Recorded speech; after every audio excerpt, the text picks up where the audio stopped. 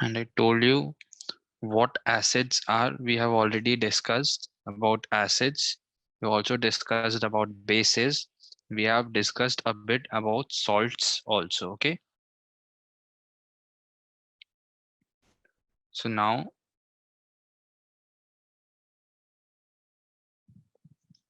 we discussed that salts, they can be of three types. The salts which we were discussing in the last class. Salts can be of three type: acidic, neutral, and basic, depending upon the reaction. Okay. And if it's strong acid plus weak base, then it will be acidic salt. If it's strong acid plus strong base, or weak acid plus weak base, then it will be neutral salt. And if it is weak acid plus strong base, then it will be basic salt. Okay, this much is clear to you now. Anyone having any doubts from the previous class?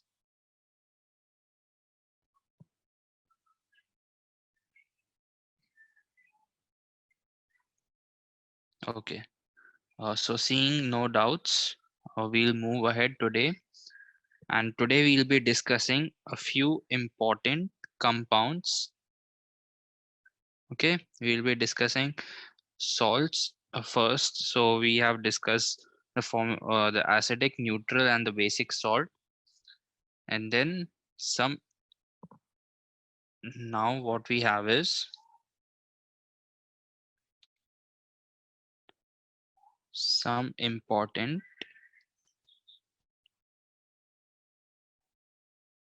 chemical compounds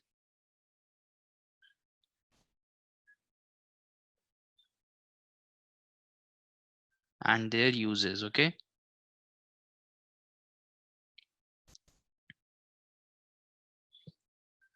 so today we'll be discussing this.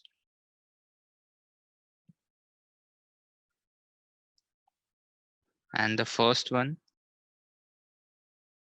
that we'll be taking up is common salt that we use in our kitchen, which is sodium chloride. Okay,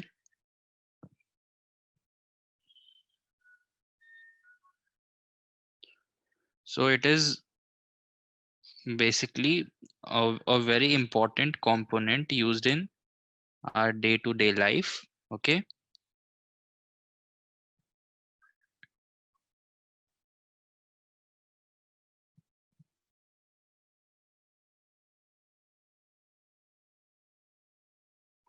the normal salt that you use in kitchen, that is known as that is sodium chloride only. And if we talk about its preparation,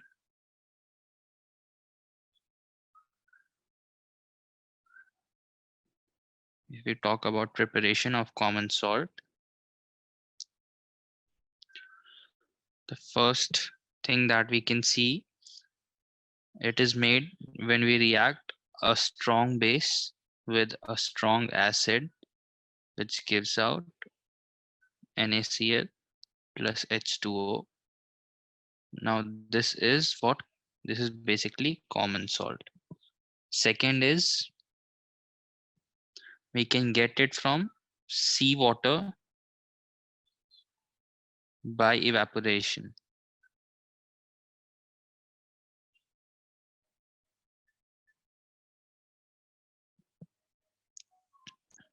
Okay, and also we can get these from underground deposits.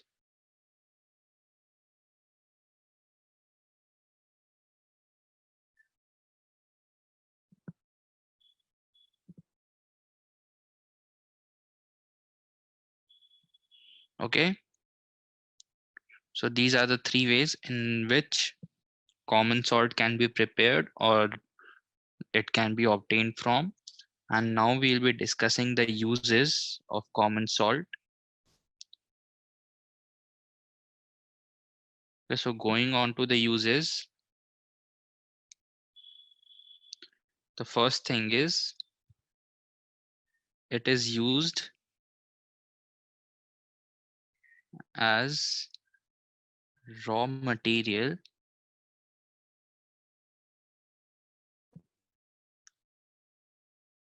for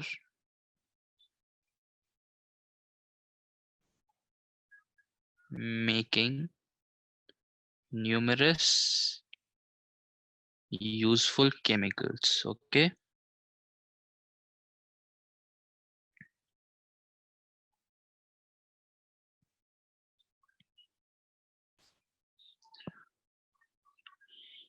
now one more thing is it is used as preservative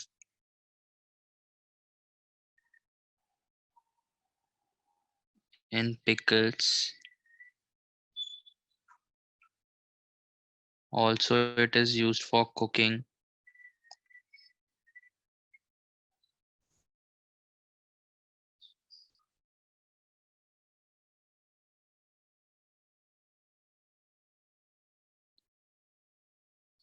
And then one more thing, it is used to melt ice.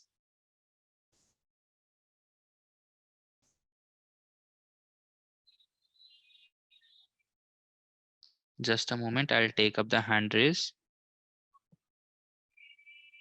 During winters,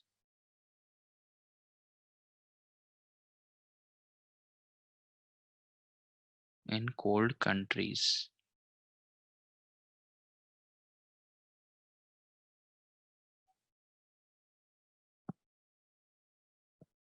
Okay. Yes, Anne Maria. Yes, sir, you said the preparation for the first one. Can you just tell how it's being? Uh, What? you said, wrote the preparation for the first one, right? NaOH plus HCl with Yeah, this is basically the neutralization reaction where we studied that acid reacts with base to give out salt and water. We have studied that, right? yes, sir. So this NaOH is our base, okay, Yes, sir. and HCl is acid. They both react to give out a salt and water. So when sodium hydroxide and hydrochloric acid are used, the salt which is formed is common salt. Okay.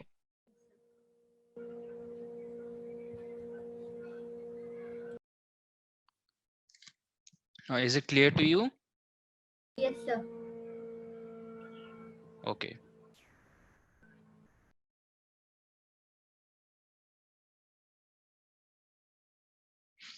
And I guess I have one more doubt. That is by Bhavika. Okay. So the question is that how can we melt ice from salt? Okay. So what happens is we sprinkle salt on the ice. So what happens is it makes it mixes with the soil and makes a brine film. Brine, salt mixed with water is known as brine. So what happens is the freezing point, it lowers. Now as the freezing point will lower, so the ice starts to melt. This is how salt helps in melting ice. Is it clear, Bhavika? Yes, sir, it's clear. Okay. So any questions you have regarding the common salt?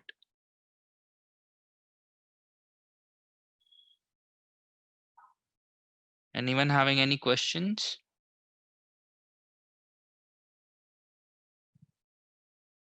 Okay, I feel it's clear to you all then. I'll wait for a minute and then we'll move ahead. Yes. Sir, sir, third point of preparation I didn't understand. Okay, so there are underground deposits. Big crystals are there which are brown in color, and it is brown in color because of the impurities. So as crystals we can also obtain them from ground. Okay, Yes, sir. so from underground deposits we can also get sodium chloride, that is our common salt. Is it clear now? Yes, sir. Okay, so now you guys can note this down and then we'll move ahead.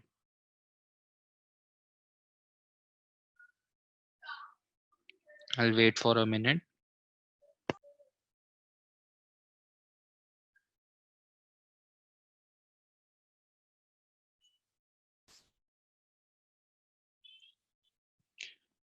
Okay, so now moving ahead, we move on to the second.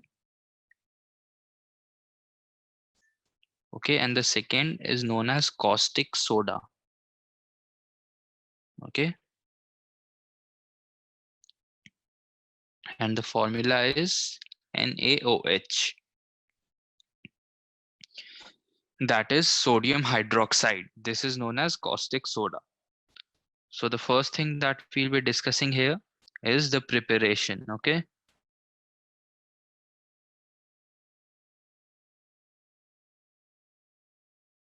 now seeing and talking about the preparation, you know what electrolysis is? All of you know what electrolysis is? Yes, sir. Okay, so what we do is we electrolyze the brine solution. Okay,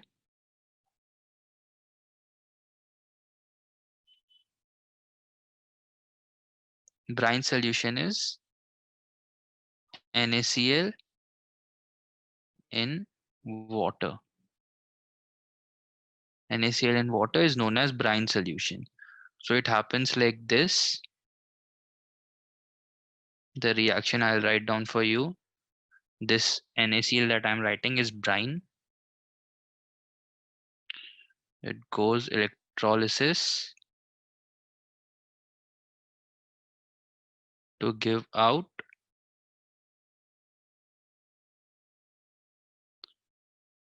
caustic soda,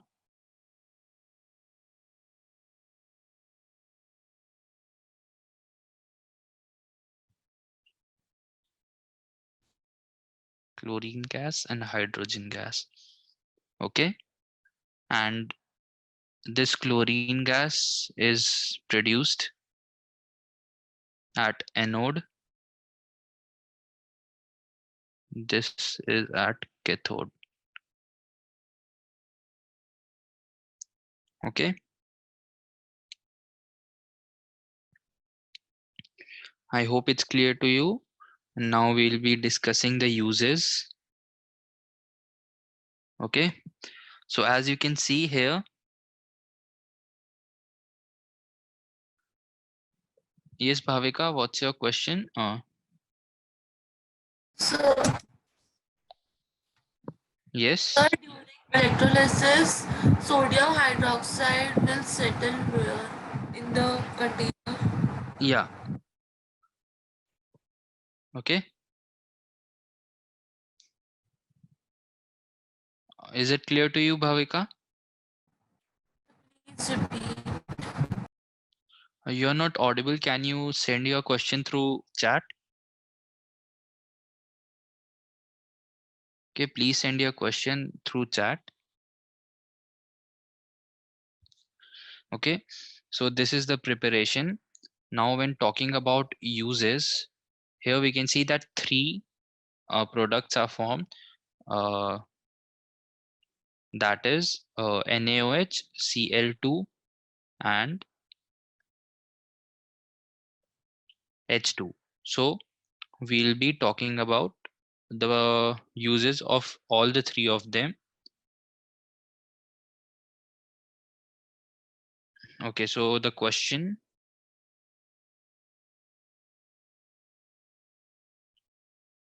that I have, the Bhavika has sent the question that where will the NaOH settle? Okay, so what happens is the NaOH, which I'm telling you, the NaOH is basically in aqueous form. Okay, it gets mixed with water. So NaOH that we get through electrolysis is in aqueous form, and it is near the NaOH is near the cathode only. All this is also near the cathode. This will get released. Okay, I'll repeat this once again. So what happens is the NaCl, when electrolysis is happening of brine solution, so sodium hydroxide and hydrogen gas are produced at the cathode, and the chlorine gas is produced at the anode. Okay, and when talking about the uses,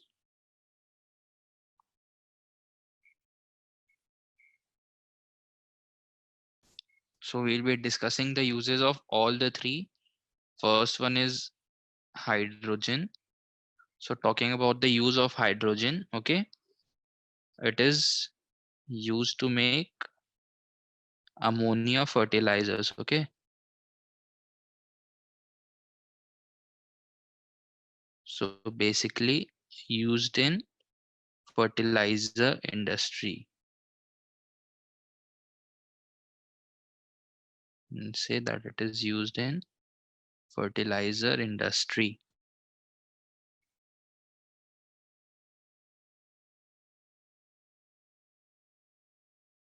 Now it is also used as fuel in rockets. So these are a few uses of H2. Then we have chlorine gas, that is Cl2. And talking about the uses of Cl2, okay, Cl2 is used in water treatment,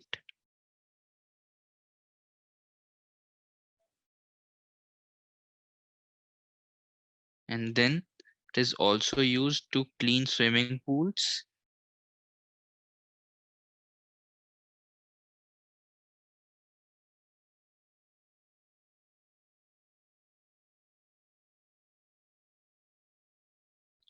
And it is also used to make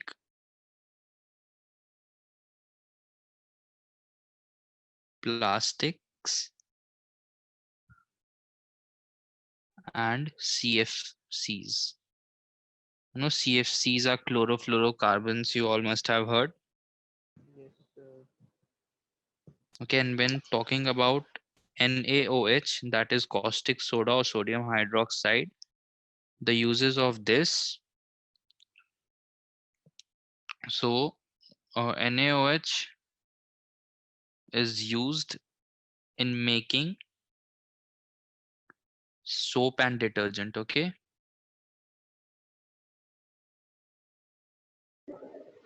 Yes, sir. making soap and detergent, and it is also used in manufacturing paper.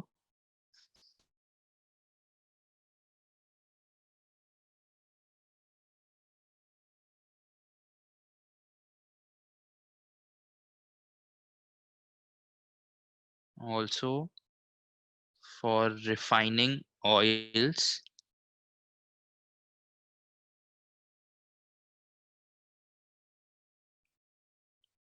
Then we have making dyes and bleaches.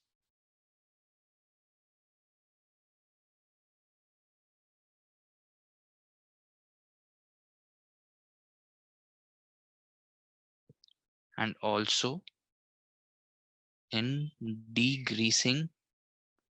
Degreasing means to remove oil from the surface of metals. Okay, degreasing metals. So these are a few uses that you'll get of sodium hydroxide, that is caustic soda. Okay, is it clear to you all now? Yes, sir. Okay, so anyone having any doubts in this? I'll wait for you. You can note this down. Then we'll move ahead. If anyone is having any doubt, you can ask your doubts. We'll clear your doubts. Okay.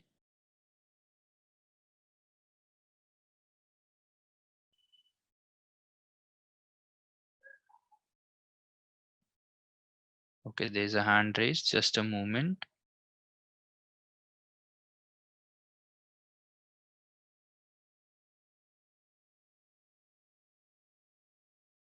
Yes, Akshita.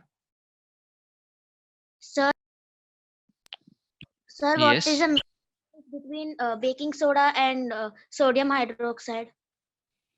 Okay, baking soda and sodium hydroxide. Baking soda is sodium hydrogen carbonate.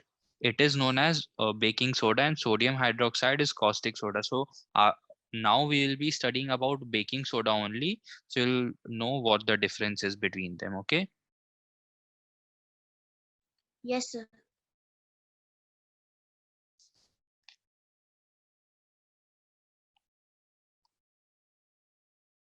Okay. So Bhavika has a question that how is NaOH used in degreasing metals? So basically, I told what degreasing of metal means. Okay. So degreasing is a process of cleaning products and removing insoluble substances such as grease, fats, oils. Okay, so the what happens is what we are using, good bases are used for this purpose. So good base, talking about good base, sodium hydroxide is one of the best bases. So we use sodium hydroxide for the process of degreasing of metals. Okay, is it clear to you, Bhavika? Yes, sir. Okay, anyone having any more doubts?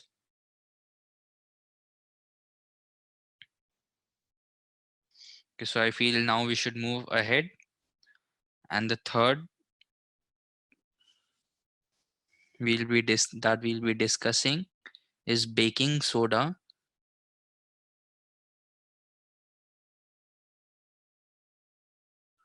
And baking soda has the formula NaHCO3.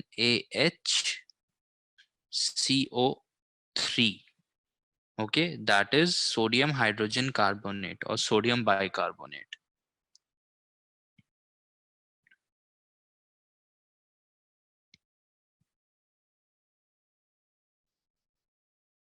So this is what baking soda is. So baking soda is different from sodium hydroxide, as sodium hydroxide is caustic soda. Okay, I hope your doubt is clear, Akshita. Yes, So the first thing that we'll be talking about baking soda is its preparation.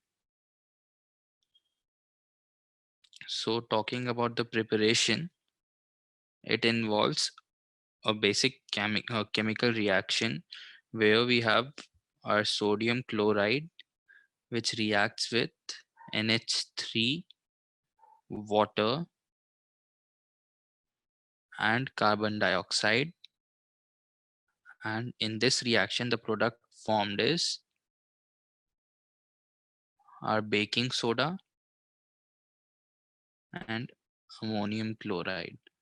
Okay, so this is the reaction which is happening for the preparation of baking soda. Okay, so this chemical reaction takes place, and suppose you have formed the caustic soda, and if you heat this, so if you heat caustic soda, the reaction that will occur is decomposition reaction, and these are the products that will be formed. Okay, so this is what will happen when you heat the caustic, or when you heat the baking soda. Okay, I hope the preparation part is clear to you.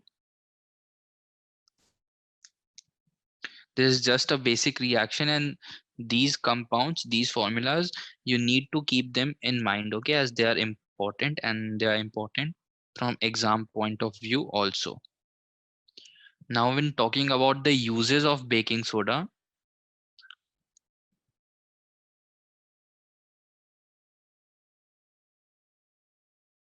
okay, so there's talking about the uses. The first thing, that these are used as antacids. Okay, these are used as antacids. Okay, I hope you all know what antacid is. Yes, sir. And the second use is, it is used in making baking powder. Used in making baking powder. We'll be studying about baking powder also.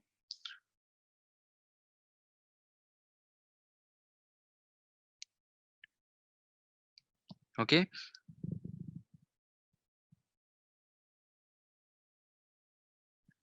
so, and the third use for the same is that they are used in soda acid fire extinguishers. Okay, this is a particular type. There are various types of fire extinguishers. So the soda acid fire extinguisher uses baking soda to extinguish fire.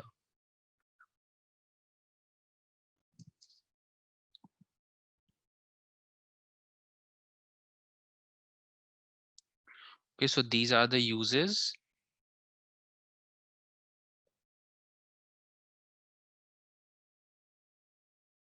Anyone having any doubts?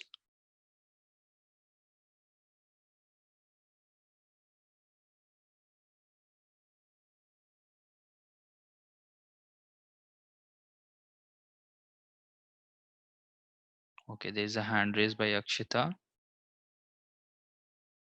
Yes, Akshita. Sir, what is the state of ammonium chloride? Okay, ammonium chloride. This is basically aqueous. Okay, Okay, sir. this will be in aqueous state.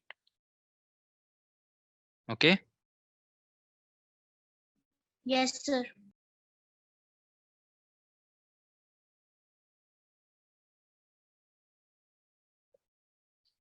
any more doubt? Anyone?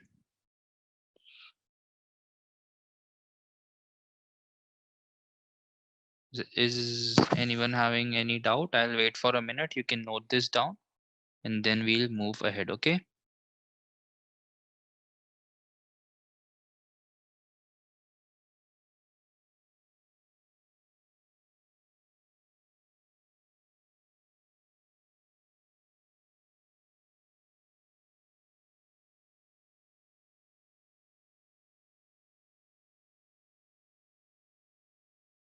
Okay, so now I think we'll move ahead with the next compound, and the next compound that we'll be discussing is washing soda. Okay, okay, there's a hand raised. Just a moment.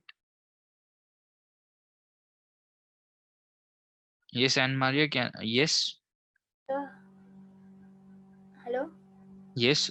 What's your question? So this uh, the equation that you wrote in the second equation, right?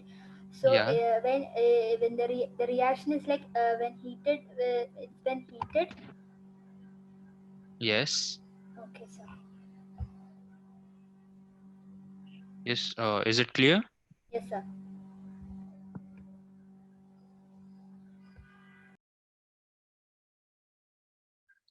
Okay, so now moving ahead, we have the next compound, that is washing soda. Okay, so now we'll be discussing washing soda.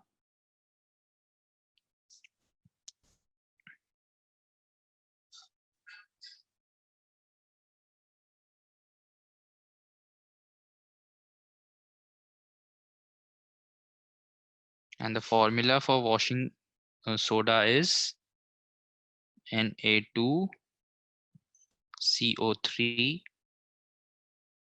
dot 10H2O. Now, what this dot 10H2O means, that Na2CO3 is again some, it again has a structure, particular structure in which the particles are arranged.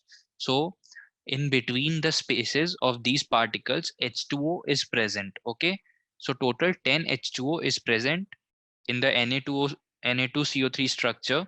That structure is known as washing soda. So I hope it's clear to you what washing soda is. So can you repeat So one more time? okay, I'll repeat this. So what happens is that sodium carbonate, this sodium carbonate which we have, there is structure, some kind of structure. We'll be discussing this in detail, so don't worry. So it has a particular structure. Okay, it is a crystal, so and it has a particular structure in which the particles are arranged. So what happens is there are 10 water molecules which are present in the empty spaces between those particles. This is indicated by this dot 10H2O. Okay, Yes, sir. so this is the formula of washing soda. So the process of preparation of washing soda we'll see. Now we know just above we saw the formation of Na2CO3. Okay, we just saw the formation of Na2CO3 in the previous compound. Over here we saw this formation. Okay, so this is the formation which will be used to form Na2CO3. And when this is formed, what we do is we add 10H2O, which leads to the formation of Na2CO3 dot 10H2O, which is basically washing soda. Okay, so this is the preparation of washing soda. And when talking about the uses, we'll be talking about the uses. So the first one is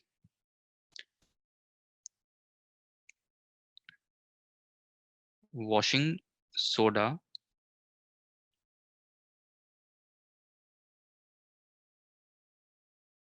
is used in glass, soap,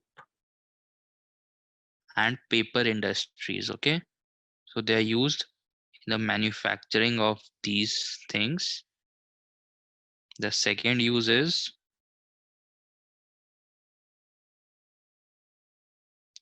it is used in manufacturing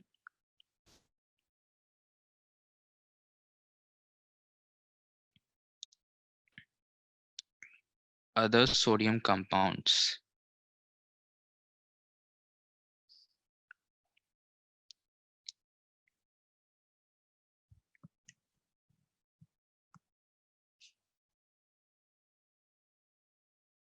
And moving further ahead, the third point, it is used as cleaning agent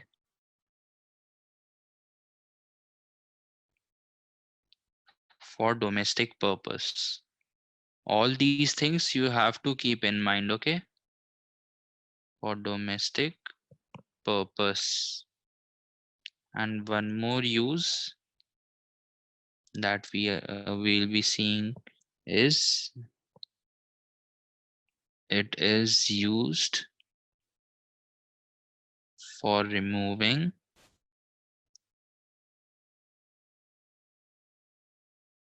permanent hardness of water.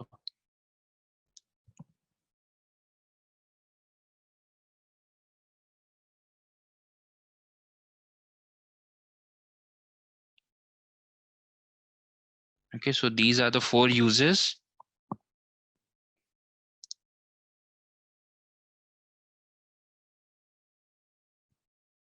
of washing soda. So anyone having any problems in washing soda, you can ask, you can raise your hands. Sir, fourth point. Can you explain it? Okay, the used in removing permanent hardness of water. So you know what hard water is? Ice. Okay, not ice. So what happens is, you know that there are certain ions which are present inside water, right? Yes, sir. So when the amount of calcium and magnesium is very high in water, then it is said to be hard water. Okay. Okay, sir.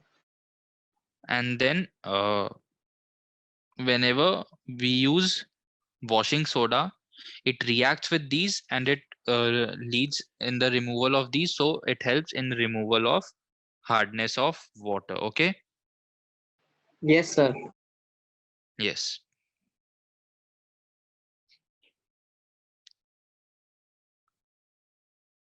Anyone having any more doubts in this?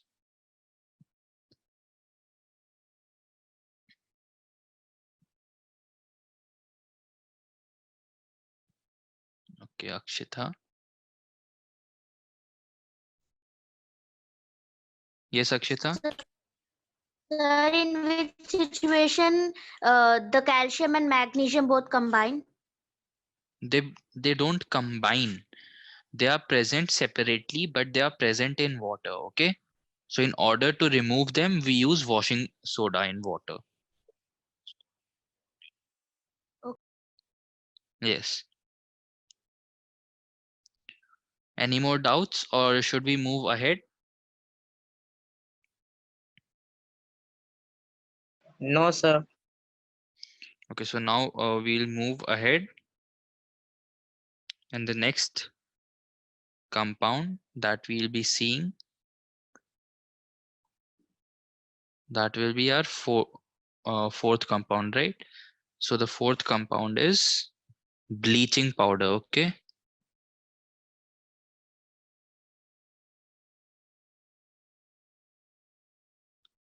Bleaching powder. The formula for this is CaOCl2, and it is known as calcium oxychloride. Calcium oxychloride.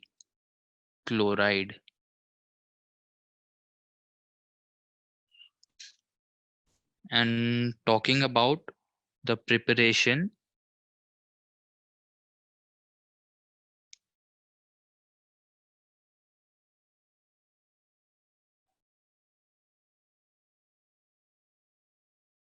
what there's a simple reaction where we take slaked lime and we pass chlorine gas, which gives out calcium oxychloride and water. Okay.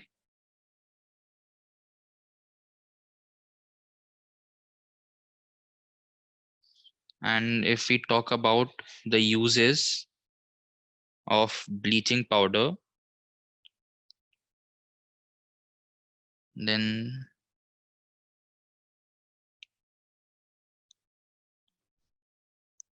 talking about the uses, it is used for bleaching cotton and linen,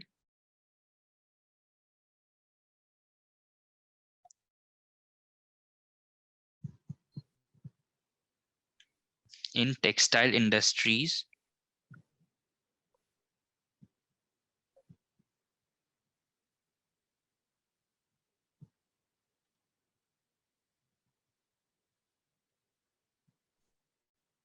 then it is used for bleaching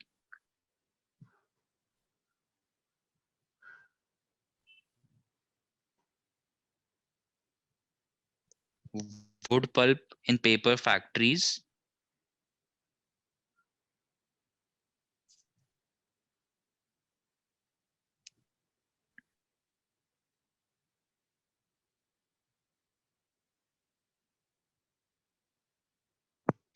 and also for bleaching,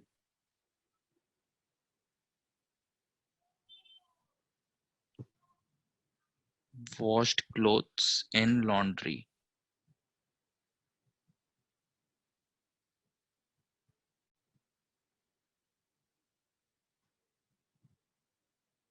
And the second use is it is used as an oxidizing agent. Okay,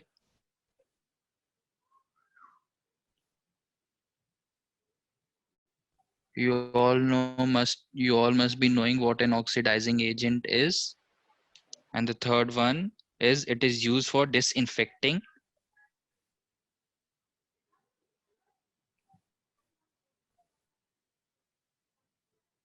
drinking water.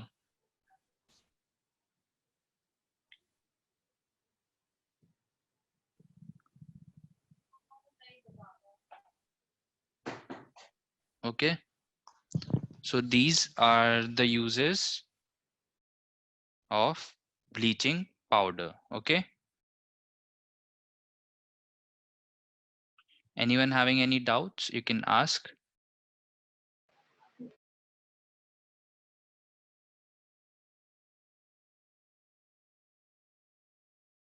No, sir. Okay, so is it clear to you? I'll wait for a minute, and then if you have any doubts, you can ask.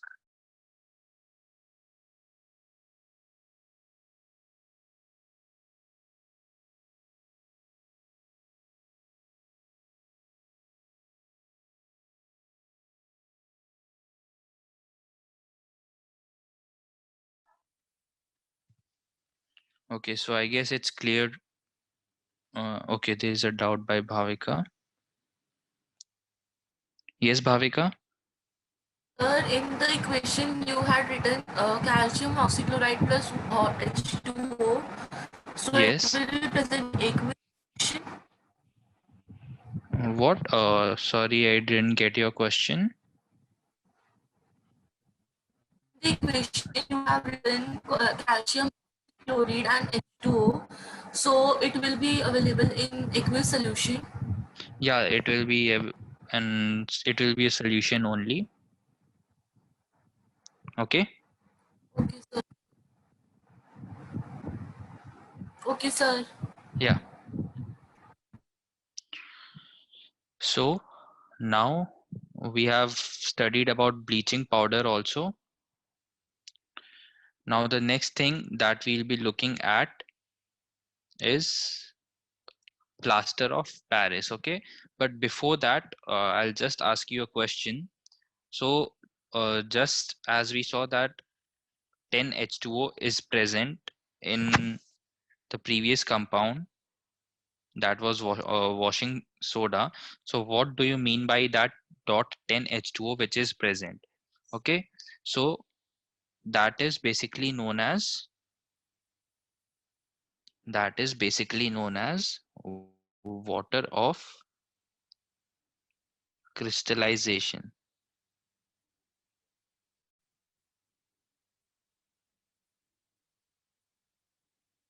It is basically water of crystallization.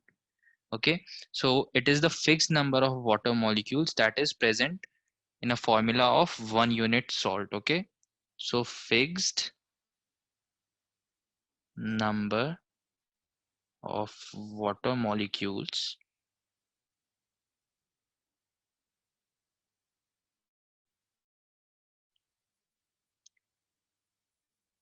present in one formula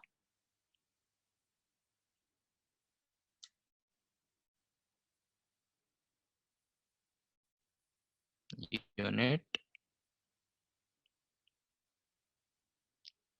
of salt. Okay, so now any salt which possesses water of crystallization, now you can tell that what is it. Okay, now you understand that this is the water which goes inside this crystal structure. It is in between the particles of that compound, and it is known as the water of crystallization. Okay, now one thing I want to ask, that all of you, have you heard of the word gypsum?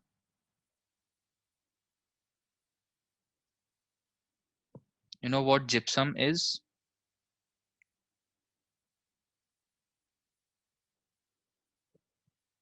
Okay, so gypsum is also, no, gypsum is not a metalloid. Gypsum is also basically a hydrated salt. Okay, so that hydrated salt has the formula of, it is basically calcium sulfate with 2 water of crystallization. Okay, so this is what gypsum is.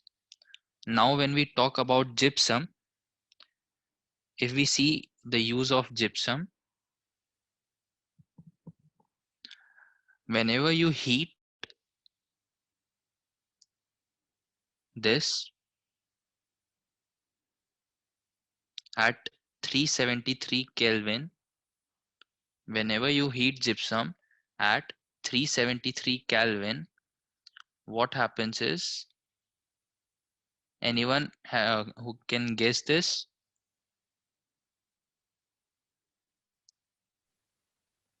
It leads to the formation of a compound like this. Okay, and this is the compound which you all call plaster of Paris. Okay, so plaster of Paris is formed using gypsum only. Okay,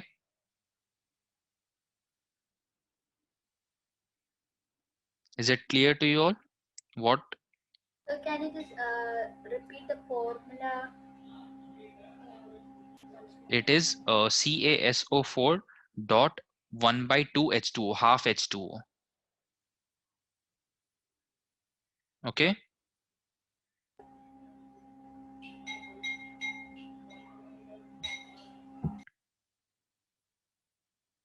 okay, now is it clear to you all? Uh, have you seen if anyone is having any fractures, so they are put, doctors put plaster to put the bones in the right position. So it is nothing but plaster of Paris which they put, and what happens is this plaster of Paris, it has a property of settling into a hard mass. Okay, so what happens is we have this plaster of Paris.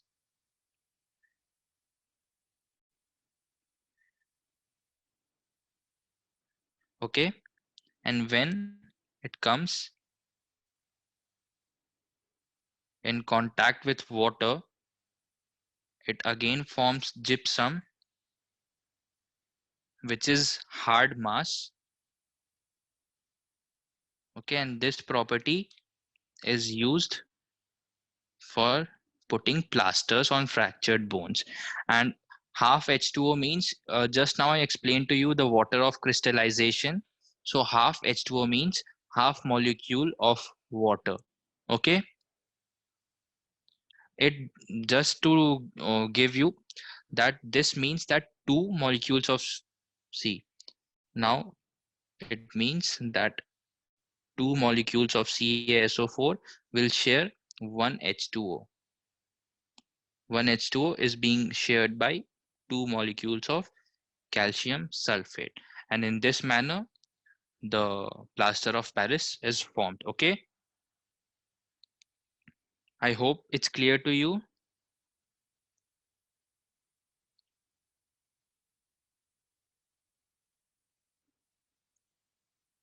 And this is why we should store POP in moisture-free containers.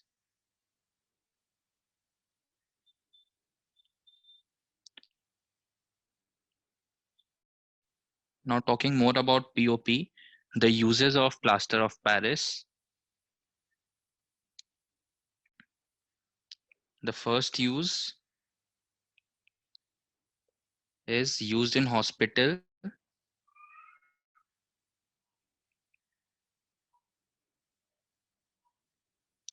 for setting fractured bones.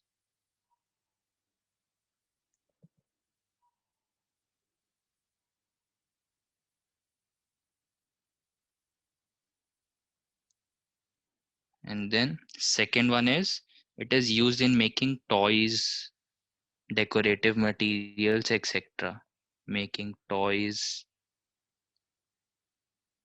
decorative materials,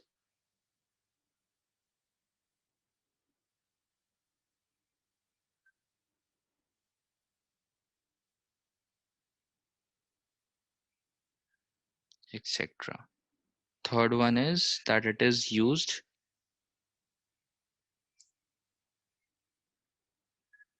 in labs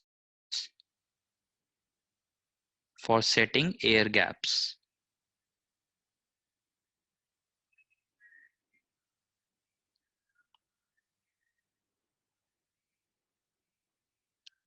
And then the fourth is it is used for making smooth surfaces. Okay,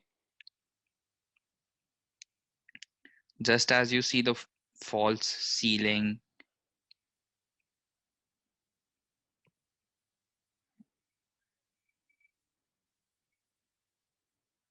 you see the false ceiling and the designer ceilings in the home, in buildings. So it is made using POP only. Okay, so anyone having any doubts in the uses of POP?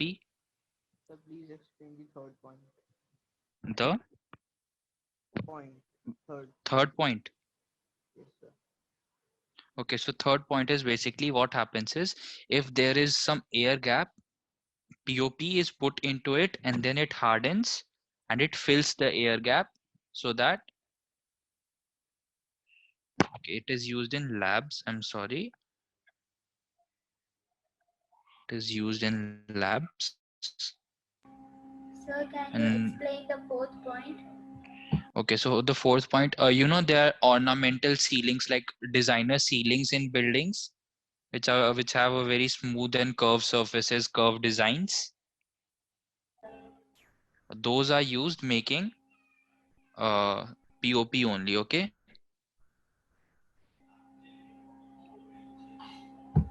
the ornamental or designer ceilings.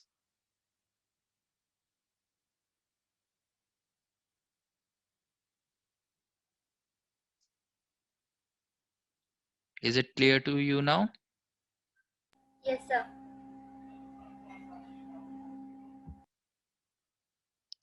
Any more doubts?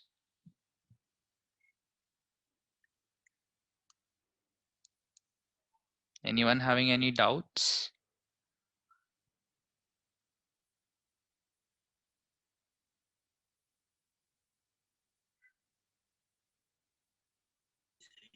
Sir, is only gypsum used in wall ceiling?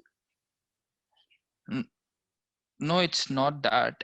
They are used for plasters also. They are used for making toys. There are various uses, right?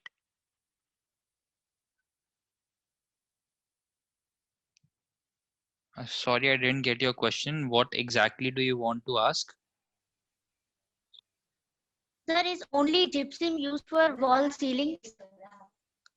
No, not only for wall ceilings. You see, gypsum, as we saw, it is basically hydrated form of plaster of Paris only. Okay, so whenever plaster of Paris comes in contact with moisture, it forms gypsum. So all these which we are talking about are uses of plaster of Paris, and gypsum is used to make plaster of Paris. Okay,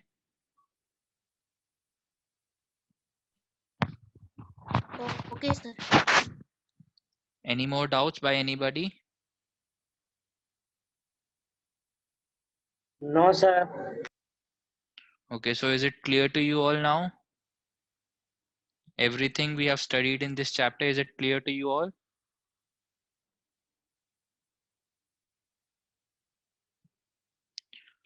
So with this, this chapter has also come to an end.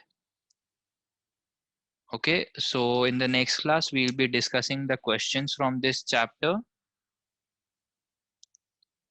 So you can go through the whole chapter. If you have any doubts in this chapter, you can discuss, or you can ask the doubts also in the next class. Okay, so in the next class, we'll be taking up questions for this chapter. So for today, we'll end here. Okay, there is one hand raise. Yes, Akshita. Sir, will you explain again the equation of preparation of baking soda? Okay, equation of preparation of baking soda. Here's the equation of preparation of baking soda, where the reactants are sodium chloride, ammonia, water, and carbon dioxide gas. When all of these are present in one container, the product that is formed is baking soda along with ammonium chloride. Okay, so this is the reaction which is used for the formation of baking soda. Yes, sir. Okay, is it clear now? Yes, sir. Okay. So anyone having any doubts? Any more doubts?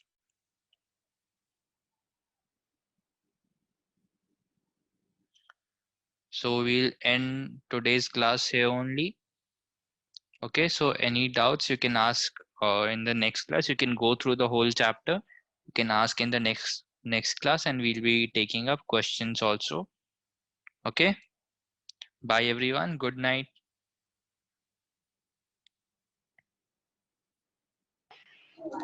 Okay. Thank you, sir. Okay.